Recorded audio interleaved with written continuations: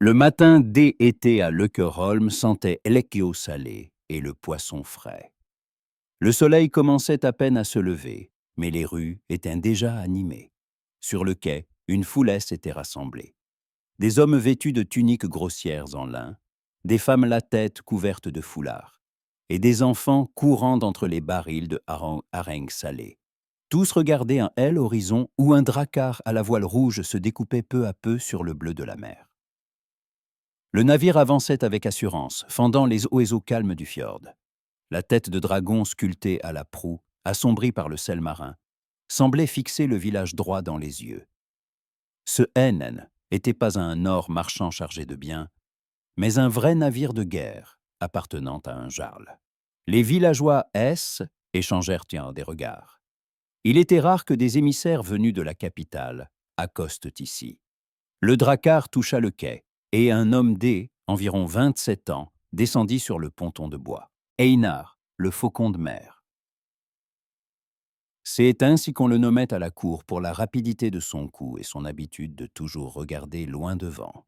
Il portait une solide veste de cuir renforcée de plaques de métal sur les épaules. À sa ceinture pendait une longue épée dans un fourreau orné d'aies argent, et ses poignets brillaient de bracelets de fer. Le signe D, un guerrier ayant reçu des dons du jarl. Ses cheveux, noués en queue derrière la tête, accompagnaient une barbe courte et soignée. Tout en lui trahissait un homme accoutumé à elle, attention, et au respect. Son visage, cependant, était sombre. Einar parcourut du regard le village, les maisons basses aux toits de tourbe, les ruelles étroites où flottaient des senteurs de poissons et de fumée. Les gens vêtus simplement, curieux mais sans révérence réelle. Il soupira. Ce N n'était pas l'endroit où il voulait se trouver. Pas le moins du monde. Les anciens du village, un bon nommé Thorgunn et quelques hommes romes respectés, s'approchèrent pour elle accueillir. Thorgunn lui tendit la main que Einar serra sans grand élan. « Bienvenue à Löckerholm, Einar le faucon de mer, » dit Thorgunn. « Nous avons entendu parler de toi. On dit que tu es, un des meilleurs guerriers de la cour du jarl. » Einar hocha la tête, le regard distant. « Le jarl a envoyé préparer vos jeunes gens. J'espère que vous avez ici des bras capables de tenir une épée. » Thorgunn eut un sourire en coin. « Nous avons des garçons qui savent manier les filets et les rames. Quant à quelque chose de tranchant, ils n'ont tenu qu'un couteau à harengs. » Il plaisanta ainsi, mais Einar leva les yeux au ciel. Il comprenait que les graines du courage belliqueux n'avaient pas encore germé ici. On mena Einar à la maison du bon, une longue salle spacieuse avec un foyer central où brûlait déjà un feu clair. Des lances et de vieux boucliers pendaient au mur, des pots couvraient les bancs. L'air y mêlait la fumée, la viande séchée et une note chaleureuse de foyer, ce que Einar avait plus connu depuis longtemps. On installa à table, et on lui servit de halle. Thorgunn parlait du village, du tournoi à venir, de importance de bien se montrer devant les autres communautés. Einar, écoutait distraitement. Il pensait à la raison de sa présence ici, à cette carrière qu'il avait bâtie année après année et qui tenait maintenant à un fil. Il ne pourrait retourner à la cour avec un résultat, la victoire au tournoi. La victoire de ce village, qui lui paraissait déjà bien fragile. Le soir venu, Einar sortit prendre l'air. Le village se préparait à dormir. Il marcha jusqu'à la taverne, une petite maison près du quai où les hommes se réunissaient après la journée de travail. À l'intérieur, la chaleur et le bruit régnaient, et l'odeur de halle et de la viande grillée se mêlait à la fumée du foyer. Einar assis dans un coin, et l'aubergiste, un gros homme, à la barbe rousse, lui servit une chope sans un mot. Einar buvait lentement, écoutant les discussions. Des hommes parlaient de la pêche, du tournoi, et Ein racontait une histoire sur un phoque qui aurait volé un filet directement une barque. Un vieil homme, remarquant Einar, vint asseoir à sa table. « Alors et toi, le faucon de mer, que le jarl a envoyé ici en punition, dit-il avec un sourire railleur plein de curiosité. Einar releva les yeux. Ce n'est pas une punition. C'est une mission. Le vieillard ricana. Une mission, hein? Je t'ai entendu dire que tu t'es querellé avec le fils du Jarl. Tu lui as dit quelque chose qui lui a déplu, et il a demandé à son père de t'éloigner. Le Jarl a jugé que le meilleur endroit pour calmer ton orgueil était ce bout du monde. Qu'as-tu donc dit avec ta langue trop acérée? Génar serra sa chope sans répondre. Il-Enin avait aucune envie de parler de cela. Il termina son aile et quitta la taverne. La nuit tombait sur le village, et à la lueur des torches, tout semblait paisible et endormi. Il leva les yeux vers le ciel. Le tournoi NN aurait lieu qu'à la fin de l'été, un long morne été parmi des gens qui ignoraient tout de la véritable guerre. Quelle lenteur insupportable! Le lendemain matin, Einar se tenait sur LRD, entraînement à la lisière du village. C'était un espace plat entre les maisons et les rochers, où la terre battue gardait encore les traces des générations de garçons prêts à jouer aux guerriers. Il faudrait y former une véritable troupe. Einar inspecta le lieu un œil critique. L'endroit était petit mais suffisant. Autour, quelques vieux boucliers fissurés par le temps, plusieurs sabres de bois et lances entraînement. Tout semblait avoir dormi là depuis une dizaine d'années. Il soupira et commença à disposer les armes, vérifiant chaque pièce. Si ce devait être son outil de travail, autant qu'il soit en ordre. Lorsque le soleil monta plus haut, les garçons commencèrent à arriver. Le premier fut Alvard, le plus jeune fils de Thorgunn, un grand adolescent de 16 ans aux cheveux roussâtres, minces, dont les gestes trahissaient de la timidité. Puis vinrent les autres, une dizaine de garçons de 14 à 18 ans, fils de pêcheurs et artisans, simples enfants du village. Einar se posta devant eux, les bras croisés.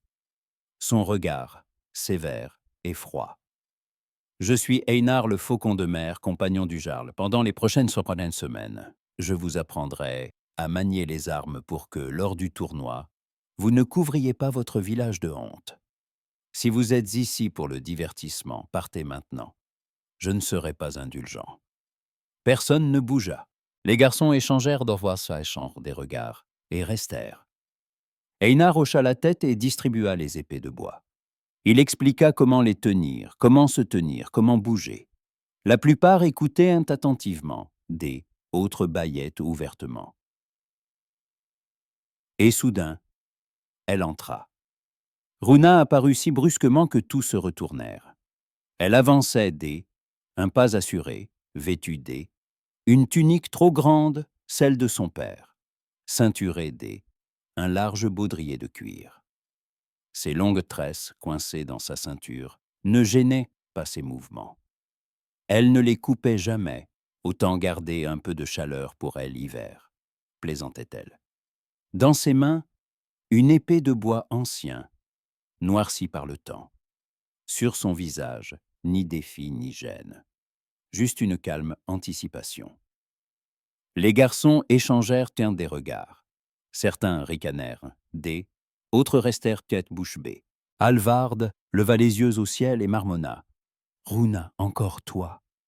Einar la contempla comme on regarde un intrus. « Jeune fille, si, est une séance entraînement pour guerrier. Tu pourrais te blesser. » Runa arrêta à quelques pas et soutint calmement son regard. « Je suis ici pour m'entraîner. » Einar eut un sourire sans méchanceté, mais plein de condescendance. « T'es entraîné? Sais-tu seulement ce que cela signifie, tenir une épée en combat? Ce NN n'est pas une question de force, mais de volonté de tuer. Les filles n'ont rien à faire ici. » Runa ne recula pas. « Alors voyons.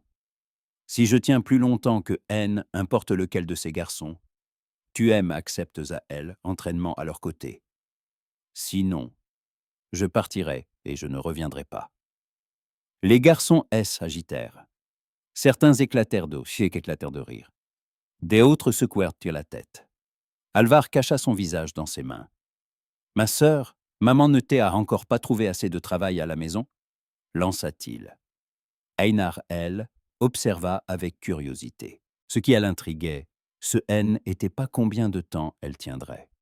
Mais D, où venait chez cette villageoise pareille audace.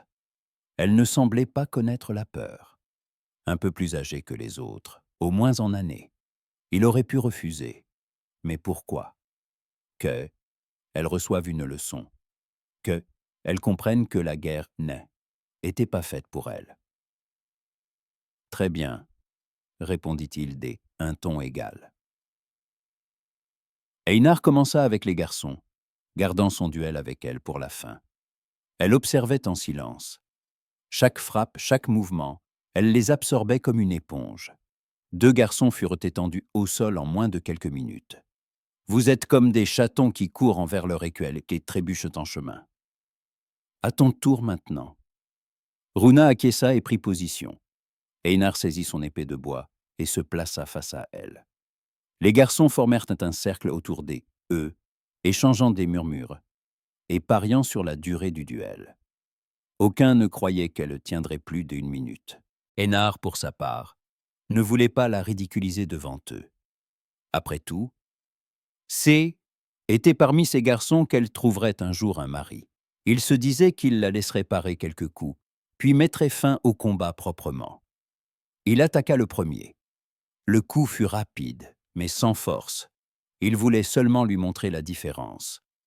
Runa para et recula un pas. Il frappa de nouveau et encore elle esquiva. Einar esquissa un sourire. Elle se défendait passablement bien, pour une fille. Néanmoins, cela lui paraissait presque comique. Il accéléra le rythme, frappant coup après coup, la forçant à reculer jusqu'au bord de L et RD, entraînement. Puis, soudain, tout changea. Runa cessa de se défendre uniquement. Einar remarqua qu'elle ne suivait plus sa lame du regard, mais ses yeux à lui, elle anticipait ses mouvements. Et brusquement, elle fit ce que il n'attendait pas. Elle attaqua. Le coup N était pas puissant, mais vif et précis. Einar le para sans peine, mais sentit le tempo du duel basculer. Elle utilisait ses propres enchaînements, ceux qu'il venait de montrer aux garçons quelques instants plus tôt. Elle les avait observés, retenus, puis utilisés contre lui. Einar fronça les sourcils et intensifia ses attaques. Mais Runa ne reculait plus. Elle tournait autour de lui, souple et rapide. Il était plus fort, mais elle était plus agile. Et alors elle porta sa feinte décisive, une attaque simulée à gauche, puis un brusque pivot suivi une botte basse. Einar N eut pas le temps de réagir. Il perdit l'équilibre et elle s'écroula dans la poussière. L'épée de bois de Runa S arrêta net contre sa gorge. LRS emplit de rire. Les garçons hurlaient, se tapaient dans le dos, même Halvard ne put retenir un sourire. Einar resta allongé, le regard fixé vers le ciel, sentant la brûlure de la honte lui monter aux joues. Lui, compagnon du Jarl, elle, un des meilleurs guerriers de la Kostilliakir, de la cour, venait d'être mis à terre par une fille de village. Runa lui tendit la main. « Alors, j'en suis ?» Einar regarda cette main, puis son visage. « Par les dieux, peut-être que je y suis allé trop mollement, pensa-t-il. Et maintenant, il va falloir composer avec elle. » Dans son regard, il n'y avait ni moquerie ni triomphe, seulement une tranquille assurance. Il attrapa sa main et se releva, secouant la poussière de sa tunique. Il avait la désagréable impression que toute la contrée, elle, observait à cet instant. Son orgueil venait de recevoir un coup dont il ne se remettrait pas de sitôt. « Tu fais partie de la troupe, » dit-il une voix rauque. Runa hocha la tête et rejoignit les autres garçons, qui la fixaient à présent avec respect. Einar serrait toujours son épée de bois, sentant combien son exil dans ce coin perdu venait de devenir encore plus pénible. « C'est bavardé, » rugit-il. « À vos places. On reprend depuis le début. » Les garçons se remirent vite en position, étouffant à grand-peine leur rire. Runa se rangea près de Halvard, le visage impassible. Comme est-ce, il ne est-ce, était rien passé extraordinaire. Einar exposait déjà le nouvel exercice, mais son esprit est était échappé ailleurs. Cette fille venait de ruiner tous ses plans un été tranquille, ennuyeux, certes, mais simple. Désormais, il devrait la voir tous les jours, elle entraîner, endurer sa présence. Et pourtant, quelque chose dans ses yeux, dans la façon assurée dont elle tenait son arme, elle intriguait. Peut-être que ce village n'était pas aussi insignifiant qu'il l'avait cru. Peut-être que ses habitants jouaient les simples dés, esprit par habitude. Chaque matin, Runa répétait inlassablement les gestes appris, ses mouvements précis et mesurés. En la regardant, dissimulée derrière un mur, Einar sentait naître en lui un trouble qu'il ne voulait pas admettre. Les jours à Löckerholm s'écoulaient paisiblement, comme elle laisse sauder un fjord endormi. Les entraînements commençaient à l'aube, sous les voiles du brouillard, quand Eller sentait encore la mer froide et la tourbe humide. Einar menait les leçons avec la même rigueur que celle de la cour du Jarl. Il n'accordait aucun répit, ni pour l'âge, ni pour la faiblesse, et certainement pas pour Runa. Elle arrivait la première, repartait la dernière. À chaque aube, il la trouvait déjà à être ouvrage, répétant gestes et enchaînements. Ses mouvements avaient une grâce naturelle, comme si l'arme faisait partie elle-même. Cela, elle irritait davantage qu'il ne voulait l'avouer. Mais pire encore, elle ne se contentait pas d'exécuter ses ordres, elle discutait. Lorsqu'il enseignait la formation classique du mur de bouclier, Runa levait la main, et si l'ennemi attaque depuis Hello, où est-ce? Il jette des filets pour bloquer nos boucliers. Nous savons tous ici comment manier des filets. Pourquoi ne pas s'en servir? Sénar serrait les mâchoires. Parce que les vrais combats ne se livrent pas ainsi. Les filets, c'est pour les poissons, pas pour les hommes. Runa ne répliquait pas, mais son regard disait le contraire. Et ce qui l'agaçait le plus, est que ses idées, simples et rustiques, semblaient souvent efficaces. Ses propres stratégies, apprises à la cour, paraissaient tout à coup moins pertinentes dans ce coin du monde. Les garçons observaient leurs passes et armes verbales avec fascination. Alvar rougissait chaque fois que sa sœur ouvrait la bouche, mais les autres étaient ravis du spectacle. Le guerrier du Jarl contre la fille du village, incapable de accorder sur quoi que ce soit. Puis vient Selda, la compagne enfances de Runa. Petite, ronde de visage, les yeux toujours rieurs et la langue acérée. Elle ne participait pas aux entraînements, mais traînait toujours dans les parages, attentive, prête à rapporter tout ce qu'elle entendait. Rapidement, tout Löckerholm sut ce qu'elle jugeait bon de partager. Un soir, alors que Runa rentrait des exercices, Selda, elle, intercepta devant sa maison. « Jo a entendu dire que ton faucon de mer a traité de fille trop sûre elle pour une villageoise. » Runa fronça les sourcils. « Il a vraiment dit ça ?» Selda Wanada haussa les épaules.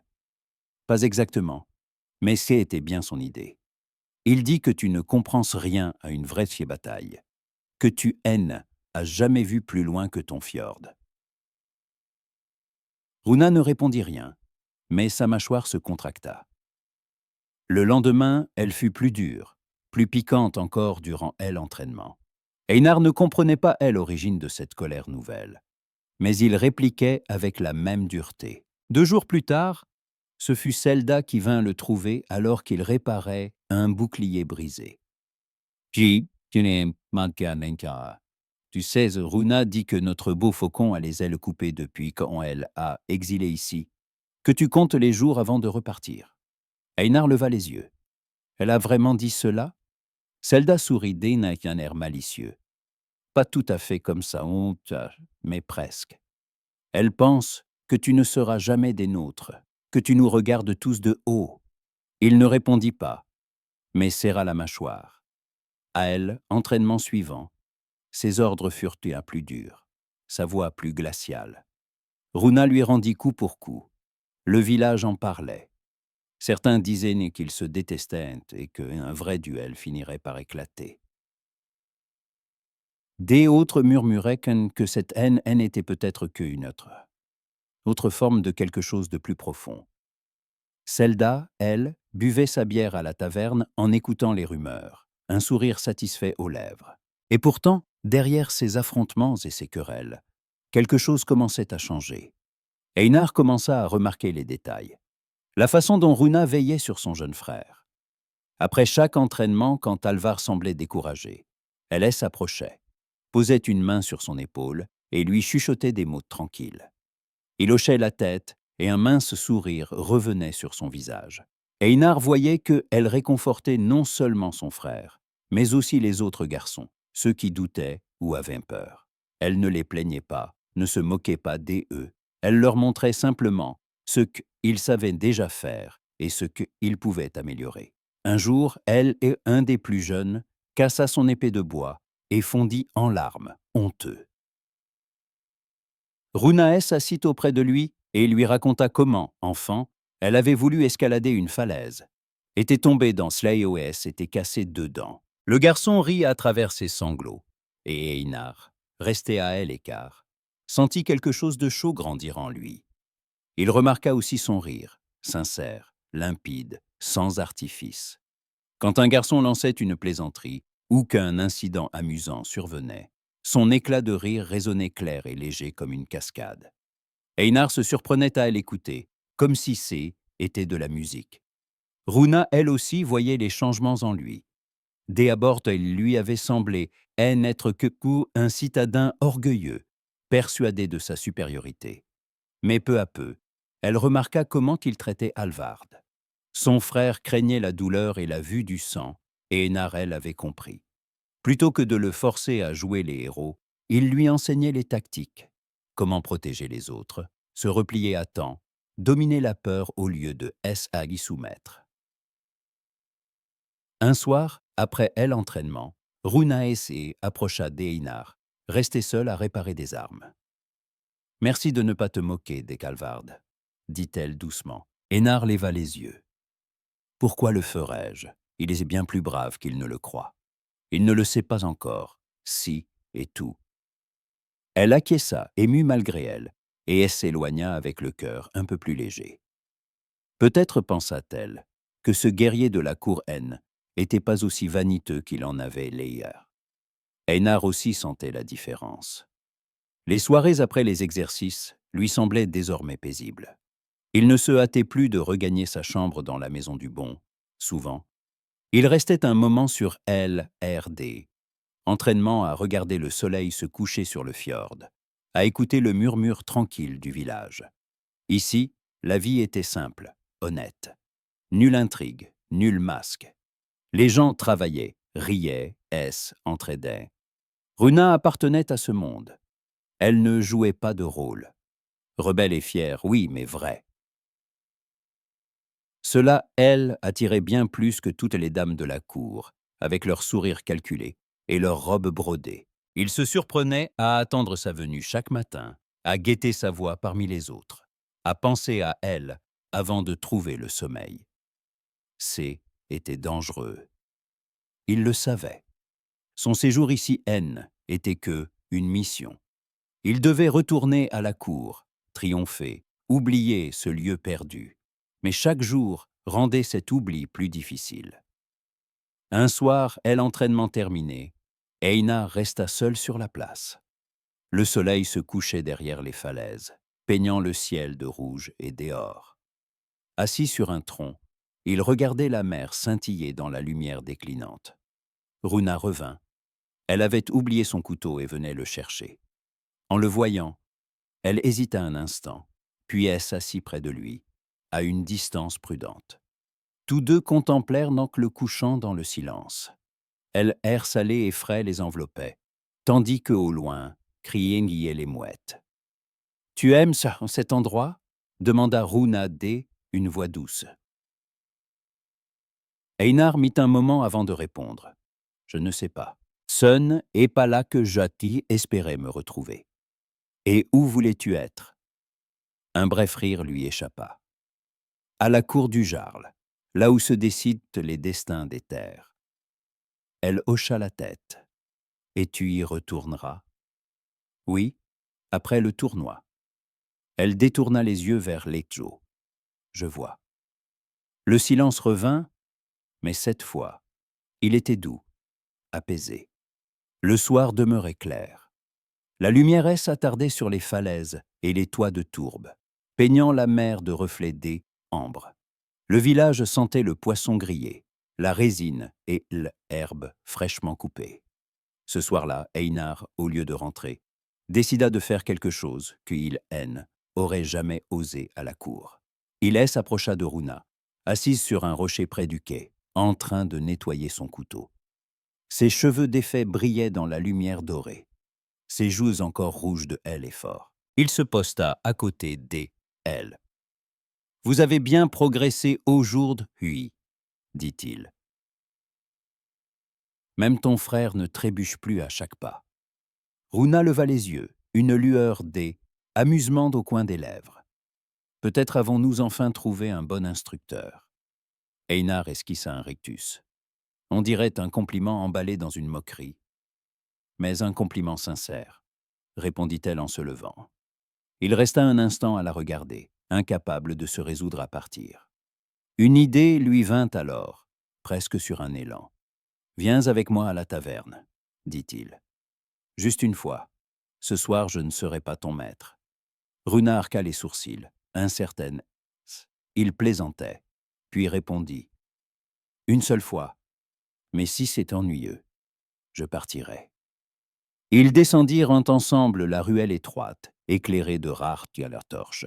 Les portes ouvertes laissant échapper des éclats de rire. Des voix, odeur et de bois brûlé. Quand ils entrèrent dans la taverne, la rumeur familière les enveloppa aussitôt. Discussions bruyantes, chants étouffés, tintements d'échoppes.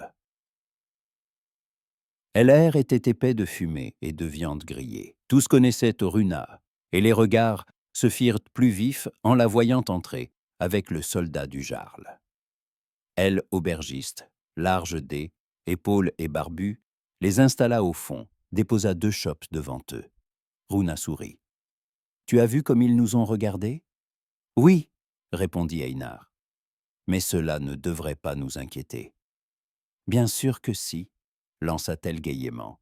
« Selda racontera demain à tout le village que je t'ai et séduit pour obtenir de meilleures leçons. » Einar rit.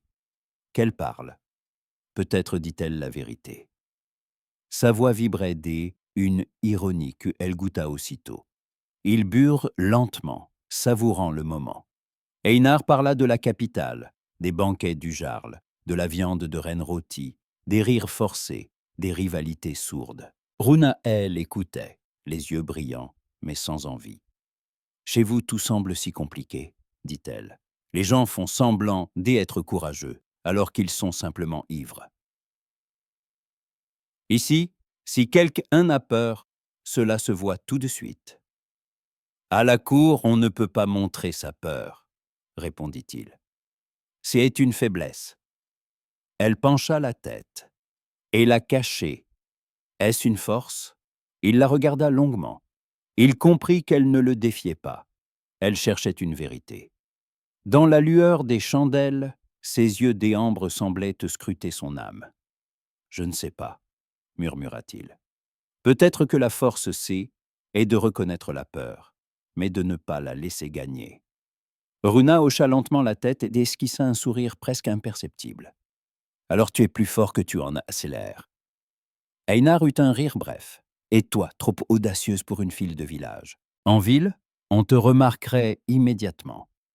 Seulement parce que je haine et pas peur de ceux qui croient en tout savoir. » Einar éclata de rire, un vrai rire, rare, soudain, presque étranger à lui-même.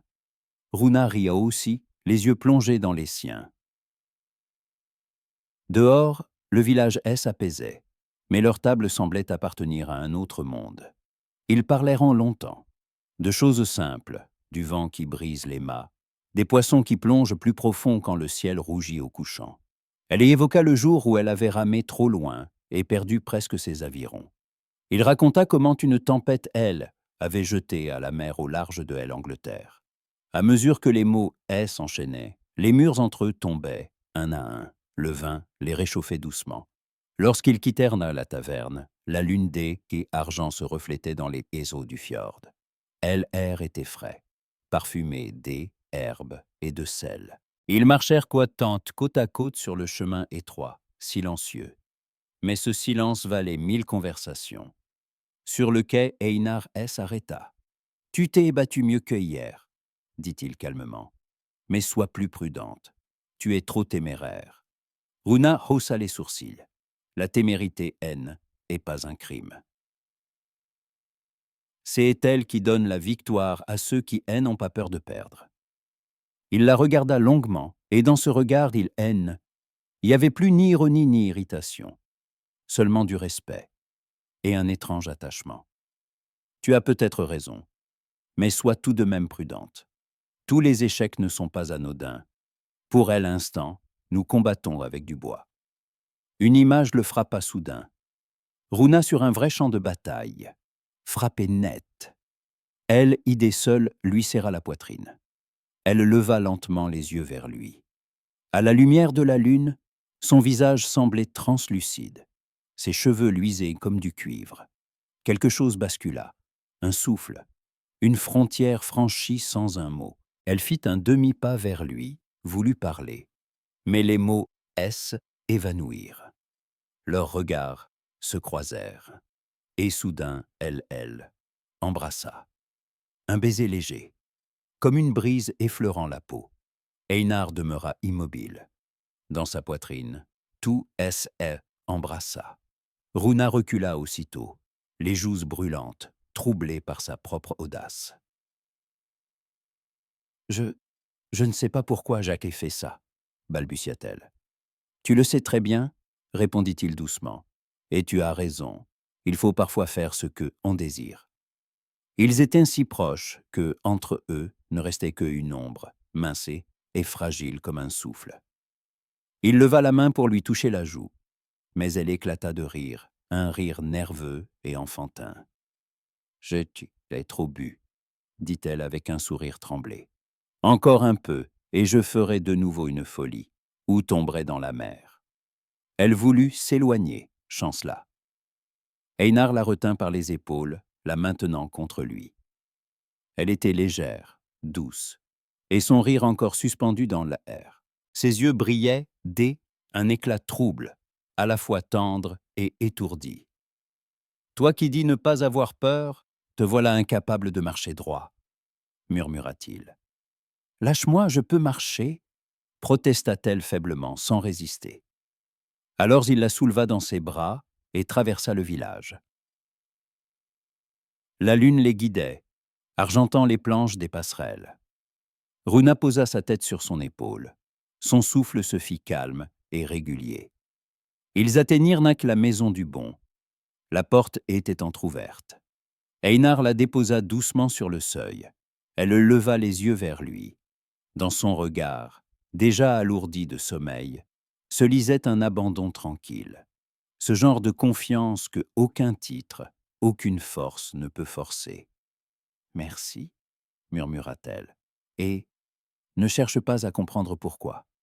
Parfois, il faut simplement faire une bêtise pour ne pas vivre avec le regret de ne pas, elle, avoir faite.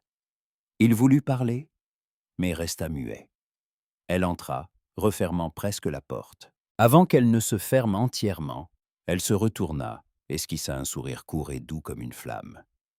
Einar demeura seul dans la lumière pâle. Le sol semblait vaciller sous ses pieds.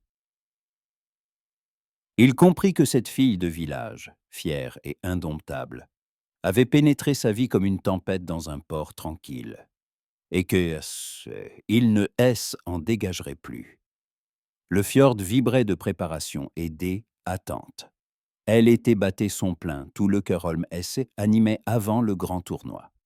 Elle sentait la résine, la bière, les algues. Les hommes affûtaient leurs lances. Les femmes tressaient des couronnes, cousaient des étendards. Une fébrilité joyeuse flottait sur le village. Seuls deux êtres évitaient désormais de se croiser du regard.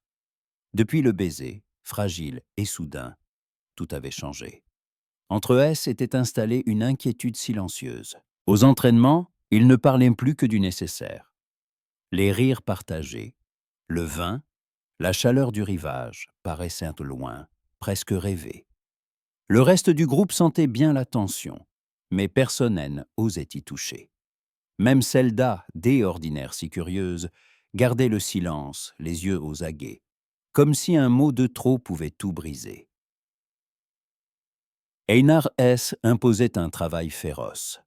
Ses ordres étaient en coupant, ses mouvements précis comme des lames. Il exigeait d'eux la perfection. Traquant la moindre faille, comme il voulait exorciser ses propres pensées. Runa, de son côté, exécutait tout avec une précision glaciale. Pas une plainte, pas un mot. Seulement cette obstination muette qui valait toutes les révoltes. La veille du tournoi, le soleil dominait Oa, inondant la place D, une chaleur sèche. Les garçons formaient leur rang, nerveux mais concentrés. Einar inspecta la ligne et arrêta face à Runa. Son regard à elle restait calme, presque dur. Mais sous cette surface tendue, on devinait la tempête. « Demain sera rude, dit-il bas. Nous devons agir comme un seul corps. Toute initiative isolée deviendra une faiblesse. Même si cette initiative apporte la victoire, répliqua-t-elle sans ciller. Non, la victoire appartient à ceux qui gardent la ligne. Runa abaissa lentement son épée, puis envoya du bout du pied un caillou dans la poussière. Dans ta capitale, penser par soi-même doit être un crime. Alvard retint son souffle. Les autres fixèrent le sol. Einar releva la tête. À la capitale, on sait que l'honneur ne se mesure pas en ruse. Elle eut un sourire sec. Ici, on sait que la victoire nourrit le foyer, pas les jolis mots. Il s'approcha jusqu'à croiser son souffle. Ici, vous confondez courage et insolence. Et là-bas, répondit-elle doucement, vous confondez bravoure et orgueil. Quelle différence, au fond? Après tout, le sang tache pareil sur la neige. Il tourna brusquement le dos. C'est assez pour aujourd'hui. Demain, tout sera clair. Elle resta immobile, la main crispée sur sa lame de bois. Les autres s'éloignèrent, leurs pas s'éteignant peu à peu. Le soleil plongeait vers la mer quand enfin elle quitta la place, longeant les maisons jusqu'au quai. Là, elle abrit des barques. Elle entendit des voix. Des hommes parlaient bas. Elle reconnut celle des Einar. Après le tournoi, je rentrerai auprès du Jarl, disait-il. Ma mission ici achève. Je devais préparer une troupe et prouver que mon nom a encore du poids. Elle, autre homme, rit doucement. Dommage. On était habitué à toi, Einar. Mais surtout, ne nous laisse pas tes problèmes en souvenir. Le chaos partira avec moi, répondit-il simplement. Il n'y a pas de place pour moi ici. Runa, tapie dans elle, ombre, sentit comme une vague glacée la frapper. Quelque chose se rompit en elle, un fil trop tendu qui cédait un coup. Tout ce qu'elle avait ressenti ces dernières semaines, tout cet espoir confus né de leurs regards et de leur silence, effondra. Sa voix, calme et sûre, ne laissait aucun doute. Il allait partir, et tout ce qu'elle avait cru partager avec lui, était qu'un accident, une faiblesse passagère avant son départ. Elle recula sans bruit. L'air semblait lourd, impossible à respirer, comme si la terre elle-même lui pressait la poitrine. Les larmes ne venaient pas, son regard restait sec, usé par trop de douleur et de fierté pour céder. Le lendemain, elle arriva à entraînement avant tout le monde, comme toujours. Mais cette fois, ses gestes étaient durs, tranchants. Chaque frappe contre le bois sonnait comme une réponse à sa blessure. Quand Einar parut, elle ne tourna même pas la tête. Il sentit aussitôt le changement. Comme on sent, avant qu'il éclate, l'orage suspendu dans LR. tu es en colère, dit-il doucement quand la séance commença. Je m'entraîne, répondit-elle froidement sans se retourner. Trop violemment pour un simple exercice. Peut-être que je me prépare à un vrai combat, lança-t-elle en bloquant son cou d'E, une force inattendue. Les garçons autour d'E, eux, se turent. Dans leurs échanges armes, il n'y avait autre chose qu'un apprentissage, une dispute sans mots, une tension à vif. Einar tentait de garder le contrôle, mais ses propres frappes devenaient de plus sèches, plus rudes. Doucement, grogna-t-il. Au tournoi, il faudra non seulement des bras, mais une tête claire. Tu sais ce qu'il faut, toi cria-t-elle en rendant le coup avec un fracas qui fit vibrer la palissade. En cesse de ne pas croire ceux qui, un jour, t'appellent courageuse et le suivant. S en vont comme si de rien n'était. Le silence tomba. Einar abaissa son arme. Dans son regard, un instant de trouble. Elle avait entendu. Tout s'éclairait. Runa, commença-t-il, ce N n'est pas ce que je crois, coupa-t-elle, la voix brisée. Alors j'étais quoi, moi? Une ligne dans ton rapport au Jarl, ton devoir accompli? Il fit un pas vers elle, elle recula aussitôt. N, avance pas. Ja ai compris. Les gens de la capitale ne changent jamais. Vous arrivez, vous bouleversez tout, puis vous partez. Et c'est nous qui ramassons vos éclats. Einar resta muet. Ces mots le frappaient comme des lames, et pourtant, il ne pouvait les nier. Elle avait raison. Hélène avait jamais osé affronter ce qu'il ressentait, ni admettre qu'il ne voulait plus partir. Que dans son rire à elle, il avait trouvé quelque chose que aucune victoire ne lui avait donné. Runa fut la première à détourner le regard. Demain, si, est le combat. Fais ton devoir, faucon des cités. Moi, j'ai fini. Ls en alla, laissant derrière elle une immobilité absolue. Même le vent semblait retenir son souffle. Einar resta immobile longtemps, suivant des yeux sa silhouette jusqu'à ce que elle disparaisse entre les maisons. Son cœur battait lourd, au ralenti. Il se sentait vaincu sans même avoir tiré à l'épée. Le soir, il descendit vers le quai. La lune miroitait sur l'Ennekas au calme, et du village montait le tumulte de la fête qui approchait. Chants, rires, tintements de marteaux. Mais il lui restait là, immobile, les yeux perdus dans la surface du fjord. Demain, il le savait. Elle n'apporterait pas seulement victoire ou défaite. Demain changerait tout. Pour la première fois, à la veille d'un affrontement, il ignorait ce qu'il redoutait le plus, la bataille ou le pardon. Et, plus encore, il craignait non pour sa gloire, mais de perdre celle qui lui avait appris à rire à nouveau. L'aube du tournoi se leva sur Løkkerholm dans un embrasement de rouge et d'or. Le fjord, lisse comme un miroir, reflétait le feu du ciel, promis au sang et à la gloire. Dans les ruelles, dès le matin, bourdonnait la foule. Les hommes portaient tes boucliers et lances. Les femmes ornaient la place de guirlandes de sorbiers et de fleurs sauvages. Elle, air sentait la résine, la suie et elle, impatience. Runa S éveilla avant le soleil, après une nuit sans repos. Son cœur battait si fort qu'on aurait dit le vent lui-même fouettant la mer. Elle se lava le visage ou eau glacée, tressa ses cheveux en 2 nattes serrées et fixa à sa ceinture un vieux couteau aux manches sombres, celui de son père, son talisman.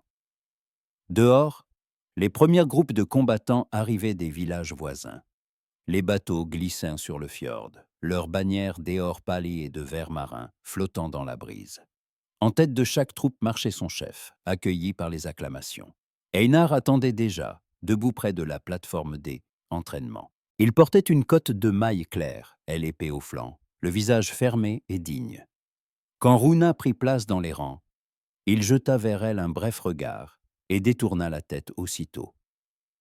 Son expression était de pierre. Le tournoi débuta par des épreuves de force et des adresses. lancer de javelots, course sur les troncs flottants, lutte dans les barques. La foule grondait, riait, pariait à grand fracas. Les hommes criaient de joie, les femmes passaient des cruches des halles. Alvard, le premier à concourir, se tenait sur un lourd tronc glissant, affrontant un garçon un village voisin. Tous retenaient leur souffle. Puis, perdant l'équilibre, il tomba à haut. Mais, dans un geste désespéré, attrapa son adversaire par la ceinture et entraîna avec lui. La foule éclata de rire. Les juges, après s'être consultés, déclarèrent telle épreuve nulle, mais attribuèrent la victoire à Löckerholm pour ingéniosité. Runa demeurait impassible en apparence, même si au fond elle montait une chaleur fière. Elle se réjouissait pour son frère, sans toutefois oser le montrer, surtout devant Einar. Quand vint son tour à elle dans la course de bateau, elle décida de ramer seule. Les autres concouraient en équipe, mais elle voulait prouver quelque chose, à elle-même avant tout. Le départ fut brutal, le vent fouettait son visage, les embruns jaillissaient autour. Runa sentait la brûlure de ses muscles, la peau de ses paumes qui se fendillaient sur le bois rugueux. Elle menait la course, mais, voyant ses concurrents gagner du terrain, elle fit un détour risqué près de la falaise. L'étrave heurta un rocher, la coque se fendit là, mais elle continua et toucha la berge la première. Les clameurs éclatèrent qui, pourtant, les juges, ayant vu la manœuvre, annoncèrent une faute, disqualification. Dans ses yeux flamboya la colère, mais elle hocha seulement la tête. Les mots haine auraient servi à rien. À midi, la chaleur était étouffante. Einar vérifiait silencieusement les armes avant épreuve finale, le combat en mur de bouclier. Il passa en revue chacun, donnant des ordres brefs. Arrivé devant Runa, il arrêta un instant, comme s'il voulait dire quelque chose, puis se retint. Elle ne dit rien non plus. Tout se déciderait sur le champ. Quand le signal retentit, le tambour du fjord fit trembler LR. Les boucliers s'entrechoquèrent. Le bruit du bois et du fer couvrit les cris. Einar commandait fermement, maintenant la ligne. Löckerholm résistait bien malgré la force adverse. Puis le rang se rompit soudain. Un homme glissa, un autre perdit son bouclier. Il suffisait un instant pour tout perdre. Alors Runa fit ce que, à la cour, on aurait appelé de la folie, mais qui, ici, relevait du bon sens une fille des fjords. Elle lança un signal aux siens. S'écarta de la formation et jeta sur le sol une large filet de pêche, cachée derrière son bouclier. En une seconde, les pièces des adversaires y empêtrèrent. Les lignes ennemies effondrèrent. Le chaos gagna le terrain. Einar saisit son initiative un seul regard, et cria « ordre de charger ». Pris de court, les hommes du Jarl venus du village voisin perdirent tout appui, puis le silence. Haletant, le fer encore vibrant, les combattants fixaient le champ. Et soudain, les cris de joie éclatèrent. Löckerholm avait gagné. Runa, debout au milieu de la poussière, une maille de filet dans la main, regardait autour d'elle sans sourire. Einar approcha lentement. Leurs regards se croisèrent. Bref mais lourde reconnaissance, admiration, et une douleur muette. La fête commença aussitôt. La place débordait de musique, de feu et de chants. On rôtissait la viande, on frappait les chopes, on reprenait les chansons anciennes. Celle-là proclamait déjà Runa héroïne du jour, tandis que Alvard, tout trempé, prétendait que la victoire lui revenait. L'euphorie gagnait tout le village. Einar pourtant restait à l'écart, au bord des feux. Et Lacanos, un héros du Jarl, vint à lui, escorté de 2 guerriers en manteau clair. « Le Jarl est satisfait, faucon de mer, déclara-t-il. Et la mission est accomplie. Le tournoi est enregistré comme victoire de ta troupe. La cour attend. » Einar écouta sans mot dire. Son cœur se serra. Tout ce pourquoi il avait été envoyé ici, était fait. Il pouvait repartir dès le lendemain, retrouver sa place près du trône, son nom, son honneur. Mais alors qu'il regardait les villageois rire autour du feu et que le visage doré de Runa brillait dans la lueur des torches, il sut que son cœur, lui, refusait d'obéir. Il marcha longtemps dans les ruelles, cherchant à comprendre. Plus tard, quand le vacarme éteignit, il la trouva au quai. Comme toujours, Runa réparait ses filets. Ses cheveux épars luisaient sous la lune. Sa peau renvoyait la lumière de Elacho. En le voyant, elle ne bougea pas, comme si elle attendait. « Tu nous as sauvés avec ton idée, » dit-il doucement. Jat avait tort. À propos des filets, à propos de tout. Elle ne releva pas les yeux. « Ne en fais pas, le citadin, » répondit-elle une voix égale. « Tu repartiras bientôt et oublieras jusqu'au nom de notre trou perdu. » Einar inspira profondément. Le Jarlem a envoyé un messager. Je peux retourner à la cour ou rester. Le choix m'appartient, et Jacques ait compris que je ne veux plus de ce monde où elle, on sourit sans rire. J'y ai besoin un lieu où elle, on peut te crier dessus, te contredire, te traiter d'oiseau prétentieux. Runa releva enfin la tête, un sourcil arqué. J'homme ai dit coq orgueilleux, pas oiseau. Un sourire passa sur les lèvres d'Einar. Peu importe. Ce qui compte, c'est que je veux se rester. Si tu le permets, peut-être qu'on pourrait essayer ensemble. Non pas de se battre, ni de discuter, mais de vivre. Elle le regarda longtemps, en silence. Dans ses yeux, il y avait à la fois la crainte, la tendresse et la foi. « Je peux essayer de discuter moins fort, » murmura-t-elle enfin. « Mais moins souvent, je ne promets rien. » Avant qu'il ait le temps de répondre, elle avança, et elle embrassa, sans hésitation, sans peur, comme si tout ce qui les avait séparés venait de effacé avec le vent. Autour eux, le fjord exhalait sa brume, et les étoiles miroitaient sur les crêtes. Einar la serra contre lui. Pour la première fois depuis des années, il sentit que Elhonneur et le cœur ne opposaient plus. Elhonneur restait le sien, mais maintenant, il avait un nom, Runa la vive, et son rire sonnait comme le vent brisant les vagues.